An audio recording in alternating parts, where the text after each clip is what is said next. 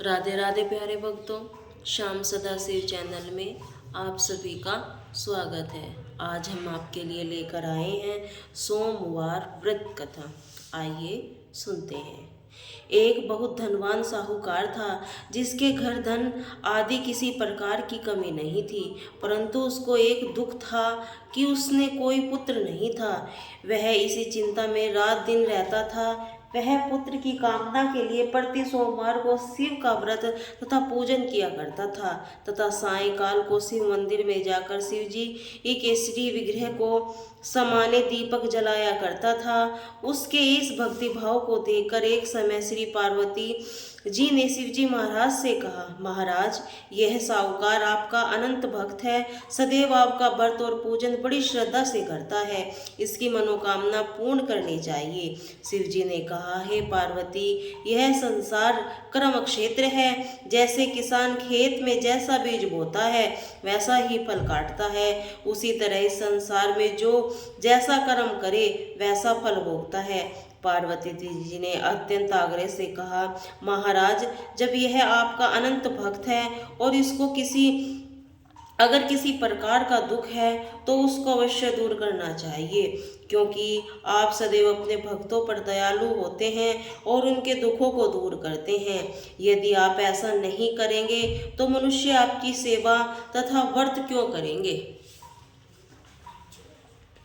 पार्वती का आग्रह देखकर शिवजी महाराज कहने लगे, हे पार्वती, इसके कोई पुत्र नहीं है, इसी चिंता में यह अधिक दुखी रहता है। इसके भाग्य में पुत्र न होने पर भी मैं इसको पुत्र की प्राप्ति का वर देता हूँ, परंतु यह पुत्र केवल 12 वर्ष तक जीवित रहेगा। इसके पश्चात वह मृत्यु को प्राप्त हो जाएगा। इससे अधिक है और कुछ इसके लिए नहीं कर सकता। ये सब बातें साहूकार सुन रहा था।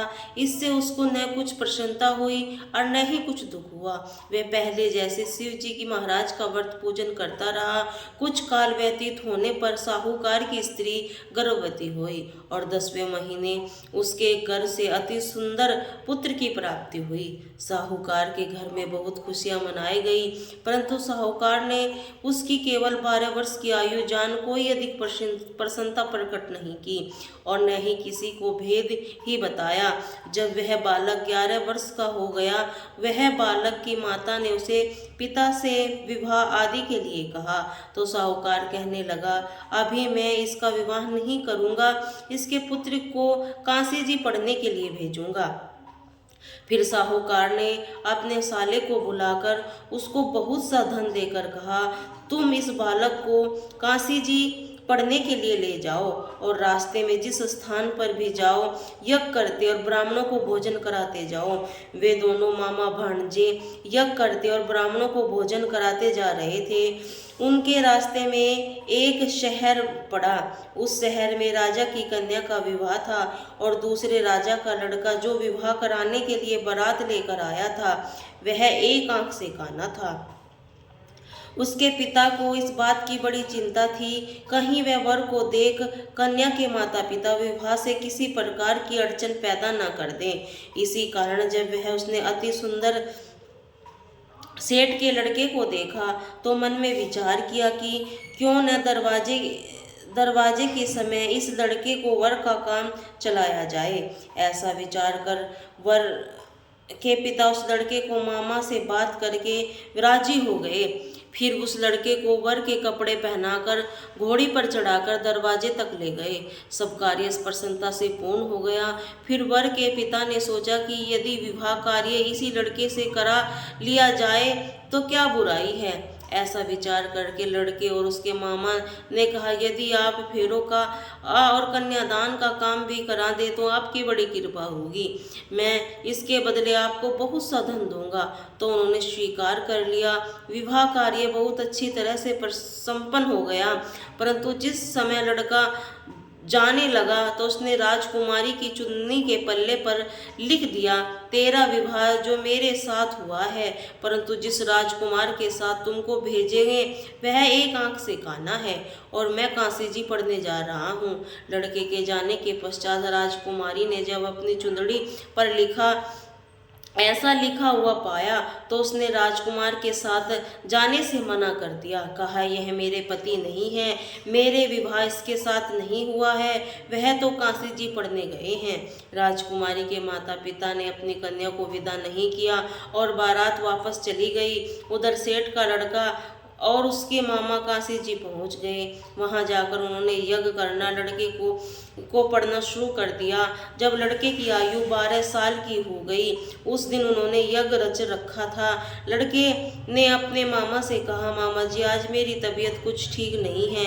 मामा ने कहा, अंदर जाकर सो जाओ। लड़का अंदर जाकर सो गया। थोड़ी देर में उसके प्राण निकल गए। जब उसके मामा ने आकर देखा तो वह मुर्दा पड़ा था। यह देख उसे बहुत दुख हुआ और उसने सोचा कि अगर मैं अभी रोना पीटना मचा दूंगा तो यज्ञ का कार्य अधूरा रह जाएगा। अंत उसने जल्दी से यज्ञ का कार्य समाप्त कर ब्राह्मणों को जाने के बाद रोना पीटना आरंभ कर दिया। संयोगवश उसी समय शिव पार्वती उधर से जा रहे थे। जब उन्होंने जोर जोर से रोने की आवाज़ सुनी तो पार्वती जी कहने लगी, महाराज कोई दुखिया रो रहा है, इससे कष्ट दूर कीजिए। जब शिव पार्वती जी के पास जाकर देखा तो वह एक लड़का मुर्दा पड़ा था। पार्वती जी कहने लगी, महाराज ये तो उसी सेठ का लड़का है जिसने आपको वरदान हुआ था। शिव जी कहने लगे, हे पार्वती इसकी आयु इतनी ही थी सो भोग चुका है। तब पार्वती जी ने कहा, महाराज इस बालक को आयु दो, नहीं तो इसके माता पिता तड़प तड़प कर मर जाएंगे। पार्वती जी के बार बार आग्रह करने पर शिव जी ने उसको जीवन वरदान दिया। शिव जी महाराज की कृपा से लड़का जीवित हो गया। शिव पार्वती जी कैलाश पर्वत पर चले गए। तब वह लड़का और मामा उसी प्रकार यज्ञ करते हुए ब्राह्मणों को भोजन कराकर अपने घर की ओर चल पड़े। रास्ते में उसी शहर में आए जहां उसका विवाह हुआ था। वहां आकर उन्होंने यज्ञ आरंभ कर दिया तो उस लड़के के ससुर ने उसको पहचान लिया और अपने महल में जाकर उसकी बड़ी खातिरदारी की। साथ ही बहुत सी दास दासियां सहित आदर पूर्वक लड़की और जमाई को विदा किया। जब वह अपने शहर के निकट आए तो मामा ने कहा, मैं पहले तुम्हारे घर जाकर खबर कर आता हूँ। तब उस लड़के के मामा घर पहुँचा तो लड़के के माता पिता घर की छत पर बैठे थे और यह प्रण कर रखा था कि यदि हमारा पुत्र सकुशल लौट आया तो हम राजी खुशी नीचे आ जाएंगे, नहीं तो छत से गिरकर अपने प्राण खो देंगे। इतने में उस लड़के के मामा ने आकर समाचार दिया, आपका पुत्र आ गया है। उनको विश्वास नहीं हुआ। उसके मामा ने शपथ पूर्वक कहा, आपका पुत्र अपनी पत्नी के साथ बहुत सारा धन लेकर आया है। तब सेठ ने आनंद के साथ उसका स्वागत किया, बड़ी प्रसन्नता के साथ रहने लगे। इसी प्रकार जो कोई भी सोमवार के व्रत धारण करता है अथवा इस कथा को पढ़ता या सुनता है, उसकी समस्त मनोकामना पूर्ण हो जाती है। जय श्री राधे राधे।